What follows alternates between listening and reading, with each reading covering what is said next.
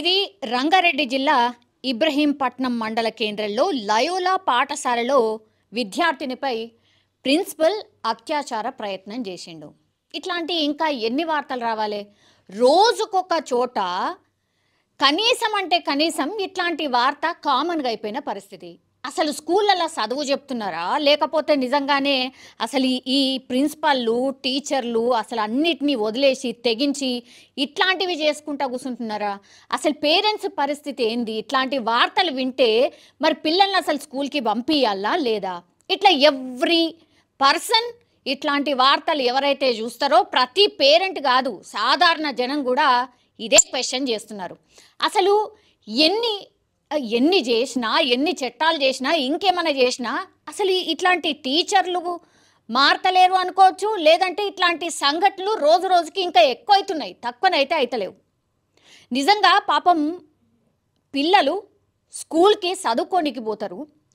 స్కూల్లో పిల్లలకు టీచర్లే కదా చెప్పాలి అసలు ఎవరు మంచోళ్ళు, ఎవరు చెడ్డవాళ్ళు, ఆర్ ఎట్లా బయట ఎట్లున్నది సమాజం, అసలు మనం ఎట్లా మెలగాలి, బయట ఏం జరుగుతుంది, ఏమన్నా జరిగినప్పుడు పిల్లలకు చెప్పే ప్రయత్నము ఉపాధ్యాయులే చేస్తుంటారు. మామూలుగా ఎక్కడన్నా జరిగింది సంఘటన, ఇట్లాంటి పరిస్థితి జరిగింది అనుకోండి, పిల్లలకు చెప్పి ఇగో ఇట్లా జరుగుతుంది జాగ్రత్తగా ఉండాలి అని చెప్పేది అసలైతే ఉపాధ్యాయులే. మరి ఆ ఉపాధ్యాయులే పిల్లలు ఇట్లా అఘాయిత్యానికి పాల్పడితే మరి ఏం చేయాలి వాళ్ళు?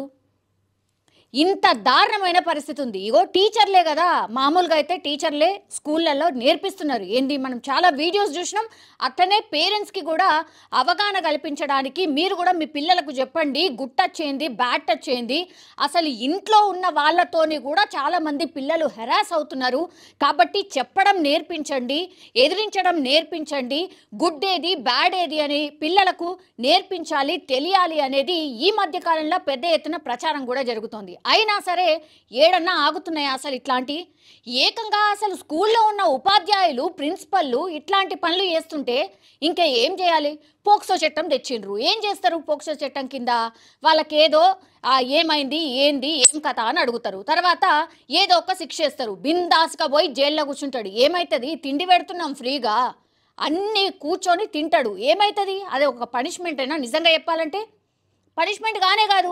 ఇప్పుడు రంగారెడ్డి జిల్లాలో జరిగింది ఇబ్రహీంపట్నం దగ్గర. ఇదొక్కటి కాదు, ఈ ప్రిన్సిపల్ ఎవరైతే ఉన్నారో ఈ ప్రిన్సిపల్ గతంలో కూడా చేసిండట. అయినా సరే ఇంకా కూడా ఒక స్కూల్లో ప్రిన్సిపల్గా కొనసాగుతున్నాడంటే ఏమనుకోవాలా? మరి ఏడున్నాం మనం? ఎందుకు ఈ చట్టాలు ఏం చేస్తాయి మరి? ఇప్పుడు పేరెంట్స్ అసలు పిల్లల్ని స్కూల్కి పంపించాలనా, లేకపోతే ఇంట్లోనే కూర్చోబెట్టుకోవాలనా? ఏంటి పరిస్థితి? ఇది కాదు, మళ్ళా తమిళనాడులో ఒక 2 రోజుల క్రిందటే జరిగింది. ఒక స్టూడెంట్ని ఒక ఉపాధ్యాయుడు ఇట్లనే అత్యాచార ప్రయత్నం చేస్తే ఆ తర్వాత ఆ విషయం ఇంకా 2 ఉపాధ్యాయులు తెలుసుకొనట, సేమ్ అదే పాప మీద మళ్ళీ 2 కూడా అదే అఘాయిత్యము, అది కూడా స్కూల్లో ఉన్నటువంటి వాష్రూమ్లో లాక్కెళ్ళి మరీ చేశారు. అంటే వీళ్ళని ఏం చేయాలి? కాల్చి చంపేయాలని చాలామంది కోరుతున్నారు. వాళ్ళ మీద కూడా పోక్సో చట్టం, అదే పోక్సో చట్టమే నమోదైంది. అసలు ఎంత దారుణమైన పరిస్థితి ఉందంటే, అంటే ఈడ ఆడ అని కాదు, ఏడైనా సరే ఇట్లాంటి సంఘటనలు జరుగుతున్నాయి. పేరెంట్స్ వచ్చి నెత్తి నోరు మొత్తుకొని పోతున్నారు. మళ్ళీ ఇంకో ఆడపిల్లలకు ఇట్లా జరగద్దు అని కోరుతున్నారు. అయినా సరే ఇంకా కూడా జరుగుతూనే ఉన్నాయి. చిన్న పిల్లలని చూడకుండా ఉపాధ్యాయులే ఇట్లాంటివి చేస్తుంటే మరి ఏం చేయాలి? అప్పచెప్పాలి, మాకే అప్పచెప్పాలి, జనరల్ పబ్లిక్కే అప్పచెప్పాలి. అసలు పోక్సో చట్టం కాదు, ఇంకో చట్టం కాదు, ఇంకో చట్టం కాదు, అసలు వాళ్ళని పూర్తిగా జనాలకే అప్పగించాలి. ఆ స్కూల్లో చదువుతున్న పిల్లలకే అప్పచెప్పాలి, వాళ్ళే కరెక్ట్గా పనిష్ చేస్తారు అనేది కూడా చాలామంది మాట్లాడుతున్నారు.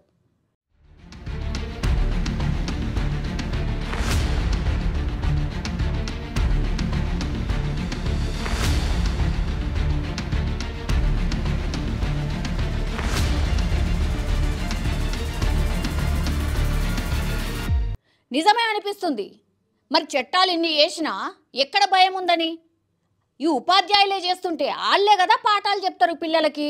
అట్లాంటి పాఠాలు చెప్పే ఉపాధ్యాయులే అన్నిటికీ తెగించి మరి ఇట్లా చేస్తుంటే ఇంకేం చెయ్యాలి? ఇది సాధారణ జనం అడుగుతున్నటువంటి క్వశ్చన్, ప్రతి పేరెంట్ అడుగుతున్నటువంటి క్వశ్చన్. ప్రతి ఆడపిల్ల పేరెంట్ పుట్టినప్పటి నుంచి అసలు ఏజ్ లిమిట్ అంటూ ఏమీ లేదనమాట. ఆడపిల్ల అయితే చాలు ఇంకా ఏమంటారు గజగజ వణికిపోయే పరిస్థితి. ఏజ్ కూడా ఏమీ లేదసలు.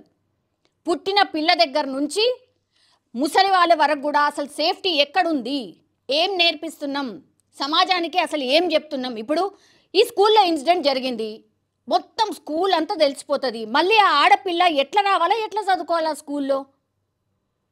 వాళ్ళ పేరెంట్స్ సిచ్యువేషన్ ఒక్కసారి ఆలోచించండి. తమిళనాడులో 3 ఉపాధ్యాయులు వాళ్ళని సస్పెండ్ చేసిండ్రట, అంతే. ఇదేనా పనిష్మెంట్? సస్పెండ్ చేస్తే అయిపోయిందా? ఎట్లా పరిష్కారం ఎట్లయితుంది? ఆ పాప పరిస్థితి ఏంది ఒక్కసారి ఊహించుకోండి. ఆ స్కూల్లో ఇప్పుడు ఎవరి మీద ఈ అఘాయిత్యం జరిగింది అనేది స్కూల్ మొత్తం తెలిసిపోతుంది. ఆమె మళ్ళా ఆ స్కూల్లో మొహం పెట్టుకొని ఎట్లా వస్తుంది, ఎట్లా చదువుకుంటుంది ఒక్కసారి ఆలోచించండి. ఇవన్నీ కూడా జనరల్గా అందరు ఫేస్ చేసే ప్రాబ్లం. ఇంకా ఎన్నిసార్లు ఎన్ని సంఘటనలు ఇట్లాంటివి జరుగుతాయి. చాలా ఆవేదన కలిగించే విషయాలు ఇవన్నీ కూడా. పోక్సో చట్టం తీసుకొచ్చాం, ఇంకేదో పనిష్ చేస్తున్నామని చెప్తున్నారు, కానీ ఇది సరిపోవట్లేదు అని పేరెంట్స్ అయితే కోరుతున్నారు.